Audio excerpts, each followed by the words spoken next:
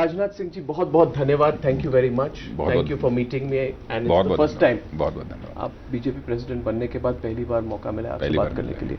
Thank you for your time. Thank you very much. Rajnath ji, पहला सवाल है कि आप अपने को बहुत अंडर प्ले करते हैं।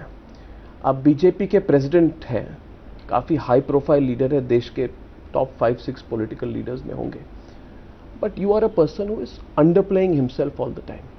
Is this a deliberate strategy? क्या ये आपकी स्ट्रैटेजी है एक तरह से? नहीं, स्ट्रैटेजी का पार्ट इसे नहीं माना जाना चाहिए। वैसे मैं जो कुछ भी करता हूं, जो मेरे स्वभाव के अनुरूप है, वही करने की मैं कोशिश करता हूं। किसी चीज को बहुत ज़्यादा बनाकर बनावटी तरीके से लोगों के सामने पेश करना अथवा खुद को पेश करने की कोशिश करना, इस पर मेरा कभी यकीन नहीं रहा है। मेरी यह एक निश्चित धारणा रही है कि परमात्मा ने जिस रूप में आपको भेजा है, जो आपको प्रकृति जो भी स्वभाव दिया है, आपको उसी तरीके से आचरण करना चाहिए। अपने को बनाकर अथवा जिसे हिंदी में सीधे कह सकते हैं कि नकली तरीके से लोगों के सामने पेश करने की कोशिश नहीं करनी चाहिए। तो क्या ये आजकल के राजनीतिक लीडर्स करते हैं? करते हों अथवा न करते हों, लेकिन मैं करता हूं, ये मैं कह सकता हूं। हमारी इसमें एक दृढ़ आस्था है, दृढ़ विश्वास है कि मनुष्य को ऐसे ही जिंदगी जीनी चाहिए।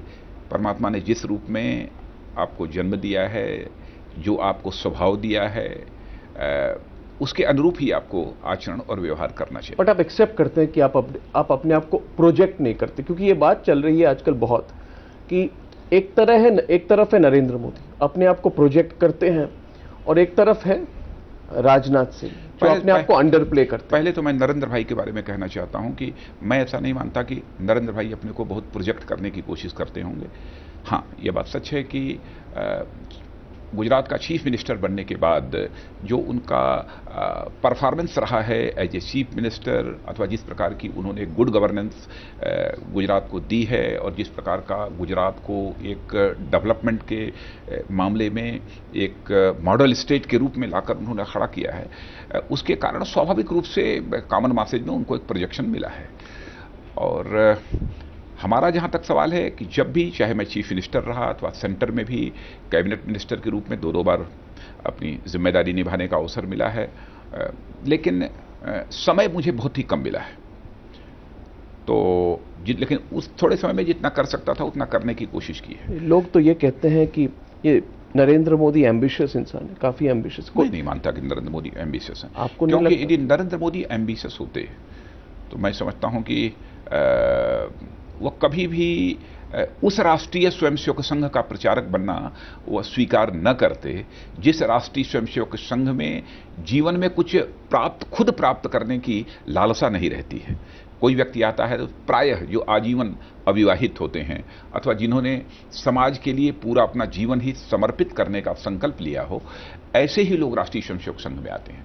यदि ओवर एम्बिशियस होते यदि नरेंद्र भाई, तो मैं समझता हूं राष्ट्रीय स्वयंसेवक संघ का प्रचारक बनना स्वीकार न करते। उनकी इच्छा आईएएस बनने की होती है, आईपीएस बनने की होती, अथवा सीधे पॉलिटिक्स में आकर मंत्री, मुख्यमंत्री और प्रधानमंत्री बनने की इच्छा रही होती। लेकिन लंबे समय तक वो प्रचारक रहे हैं, और प्रचारक ही नहीं रहे। जब उनको राजनीतिक क्षेत्र में कहा गया, नहीं अब जाइए आप अपना राजनीतिक क्षेत्र में काम करिए, यानी भारतीय जनता पार्टी में, तो इस भारतीय जनता पार्टी में भी आकर लंबे समय तक उन्होंने संगठन का काम किया है।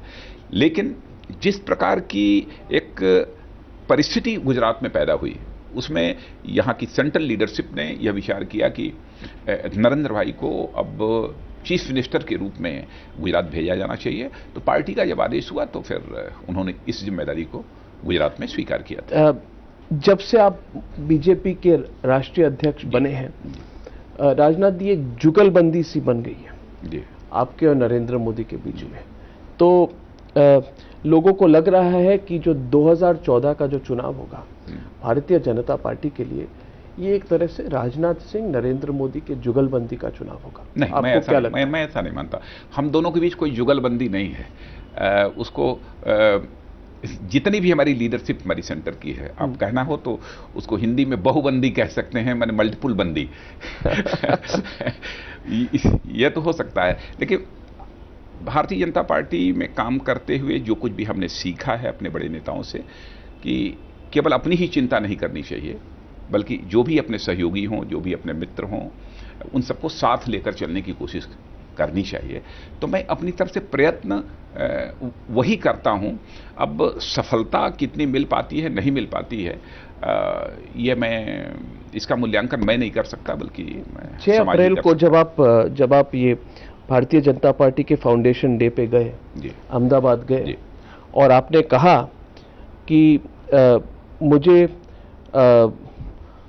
मैं राष्ट्रीय अध्यक्ष हूं और वैसे तो मुझे आखिरी, I should be speaking last. Last, of course. But you said the honor should go to the most popular leader of the BJP. ऐसा है कि जो वहां कार्यक्रम लोगों ने तैयार किया था, उसमें मैं अंतिम वक्ता था, लास्ट ओरेटर जी। लेकिन मैं विचार करने के बाद इस नतीजे पर पहुंचा, मैं पार्टी का प्रेसिडेंट तो हूं जी, लेकिन कॉमन मासेज में यदि पॉपुलर यदि कोई है तो वह नरेंद्र भाई हैं। स्वाभाविक रूप से जनता जो सबसे लोकप्रिय नेता होता है उसको सुनना चाहती है। तो मैंने सोचा कि मैं पहले भाषण देकर अपनी बात रख लूं जनता के सामने, फिर उसके बाद इस देश के सर्वाधिक लोकप्रिय नेता को बोलने का अवसर देना चाहिए। आपने ये भी कहा कि 2014 में भारत के लोग will teach a lesson to the Congress party, जिन्होंने मोदी को यमराज के साथ कंपेयर किया था। ये सब नहीं कहना चाहिए कांग्रेस को, नहीं, मगर कहा था, और आपने कहा कि लोग people will teach a lesson. हाँ, इसलिए मैंने कहा कि हमारे देश की जनता जिस सभ्यता और जिस संस्कृति को स्वीकार करती है, मैं समझता हूं कि उसमें इस प्रकार के अल्फाज का, इस प्रकार के शब्दों का प्रयोग करने वाले लोगों को कभी रिकॉग्नाइज नहीं करती है, उनको बहुत पसंद नहीं करती है। मैंने स्वयं भी अपने जीवन में बराबर यह सावधानी बरती है कि इस प्रकार के शब्दों का प्रयोग राजनीतिक क्षेत्र में काम करते हुए, भले ही हमारा कोई पॉलिटिकल अपोनेंट ही क्यों ना हो, लेकिन उसके लिए मैं न करूं। राजनाथ जी, सीधा सवाल आपसे है, क्या आप नरेंद्र मोदी जी को अपने साथ इस वक्त ले जा रहे हैं, या फिर आप नरेंद्र मोदी को 2014 के चुनाव में प्रधानमंत्री के तौर पे प्रोजेक्ट करेंगे? देखिए, नरेंद्र मोदी का जहां तक प्रश्न है, नरेंद्र मोदी हों, चाहे सुषमा जी हों, चाहे अरुण जी हों, खैर अडवाणी जी, जोशी जी, ये सब सारे लोग, चाहे हमारे नितिन जी हों, वेंकैया जी हों, ये सब सारे लोग जो हैं, ये सब तो हम लोग सब साथ ही चलने वाले लोग हैं। लेकिन जहां तक प्राइम मिनिस्ट्रियल कैंडिडेट का प्रश्न है, मैं पार्टी का प्रेसिडेंट होने के बावजूद अकेले मैं कुछ नहीं कह सकता हूं। एक हमारी पार्टी की अपेक्स बॉडी है जिसे पार्लियामेंट्री बोर्ड कहते हैं। पार्लियामेंट्री बोर्ड में ही इस प्रकार के सारे डिसीजंस होते हैं। इसके पहले भी यही ट्रेडिशन भारतीय जनता पार्टी में रहा है, और हमारा यह मानना है कि हमको अकेले कुछ नहीं बोलना चाहिए, क्योंकि हमारा यह विश्वास है कि चाहे कोई किसी गवर्नमेंट का हेड क्यों न हो, उसको सिस्टम के साथ खिलवाड़ नहीं करना चाहिए। मैं भले ही पार्टी प्रेसिडेंट हूं, लेकिन मैं सिस्टम के साथ खिलवाड़ नहीं कर सकता।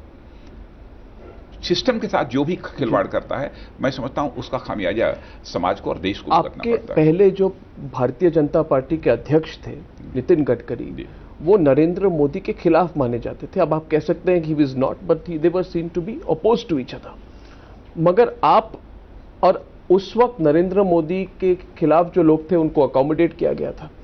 आप जो नरेंद्र मोदी के लोग हैं उनको अकोमोडेट कर रहे हैं। आप, जब पहली बार आपसे बात हुई थी जब आप अध्यक्ष बने थे, उसके बाद रीजिग हो गई बीजेपी की टीम। मुझे लगता है राजनाथ जी कि जो अभी नई टीम बनाई है आपने, इसमें आपके तो अपने करीबी लोग वगैरह जिनको आप मानते हैं उनको है, मगर नरेंद्र मोदी के करीबी लोग और नरेंद्र मोदी के स्ट्रेटेजिस्ट जैसे अमित शाह, इनको आपने टीम में रखा है, स्मृति ईरानी को रखा है। तो लोग कहते हैं कि इसमें टीम मोदी का एक छाप है और राजनाथ सिंह ने इसको स्ट्रेटेजिकली किया है। वैसे अर्णव जी, मैं बताऊं कि पता नहीं देश स्वीकार करेगा अथवा नहीं करेगा हमारी बात को, लेकिन इस बात के लिए ईश्वर साक्षी है, हो सकता है किसी एकाक नाम के लिए नरेंद्र भाई ने कोई चर्चा की होगी मुझसे, लेकिन जिन लोगों को भी मैंने कमेटी में रखा है, नरेंद्र भाई ने किसी भी व्यक्ति के लिए यह नहीं कहा कि अध्यक्ष जी फला व्यक्ति को आप उपाध्यक्ष बनाइए, फला व्यक्ति को महामंत्री बनाइए, कहा कि फला व्यक्ति को मंत्री बनाइए। और यह बात मैं कॉन्फिडेंस के साथ इसलिए मैं कह रहा हूं, आपके बीच में बातचीत नहीं होती है? ना, बिल्कुल नहीं, क्योंकि नरेंद्र भाई का एक गुण मैंने देखा है और आज प्रेसिडेंट बनने के बाद नहीं देखा है। इसके पहले भी जब मैं 4 साल पार्टी का प्रेसिडेंट रहा हूं, उस समय भी मैंने देखा है कई फैसले उनकी इच्छा के खिलाफ मैंने किया है। कई फैसले, जैसे टिकट देने में भी फैसले उनकी इच्छा के खिलाफ मैंने किया है। विधानसभा में भी किया है, लोकसभा में भी किया है। भले ही क्षण भर के लिए उन्होंने अपना उस पर कोई विरोध दर्ज कराया होगा कि नहीं मैं इससे सहमत नहीं हूं और यह है वह है, जो कुछ भी, लेकिन यदि प्रेसिडेंट के नाते मैंने डिसीजन किया है तो एक संगठन के साधारण से कार्यकर्ता को जैसे मानना चाहिए, वैसे ही नरेंद्र भाई ने पार्टी प्रेसिडेंट के उस डिसीजन को स्वीकार किया है। यह मैंने गुण देखा है।